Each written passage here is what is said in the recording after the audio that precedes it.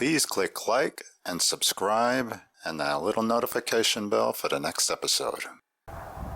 It's been raining all day.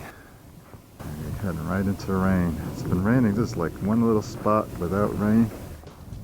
There were reports of tornadoes in the area today.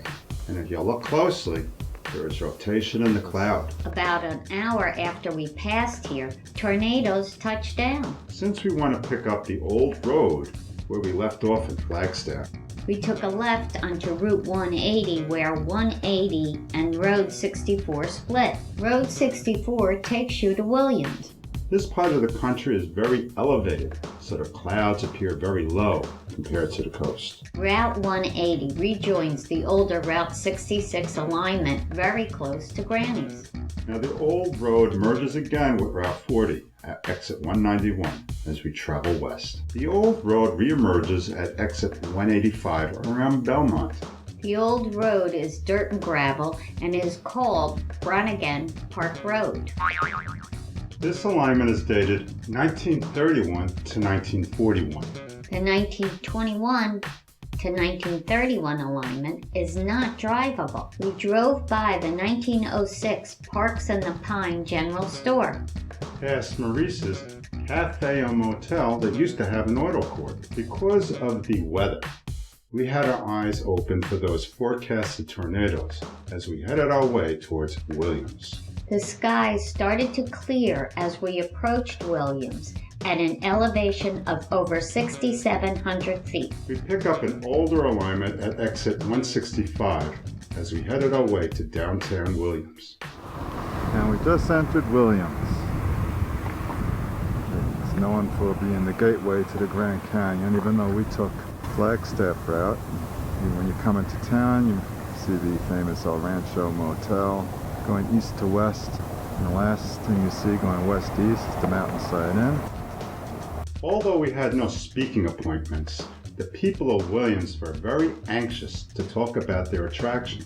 We spoke to John at the Red Garter, who had a bit of spooky history to tell us. Hi, I'm John Holst, and this is the Red Garter. This is a bed and breakfast. It's an inn of sorts and has been servicing the visitors to Williams for over 115 years. We're on Route 66, historic Route 66. The building was built in 1897 as a saloon and a brothel for the workers on the railroad and the people that were building a mine up towards the Grand Canyon. The building was in use as a brothel and saloon up until the 1940s.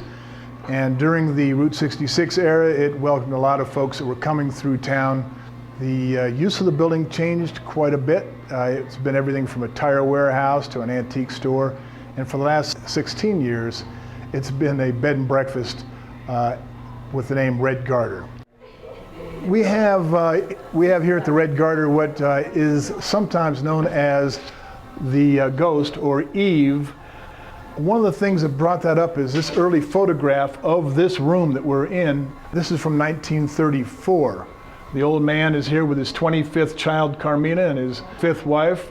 In the background is a smiling gal in black who, if you look carefully, is standing in front of an old back bar, a mirror with a reflection of a sign here that shows up in that reflection. Everything does except for the smiling gal in black. That got stories going on about haunting the upstairs rooms. What we really enjoy, of course, is the history that goes back to 1897.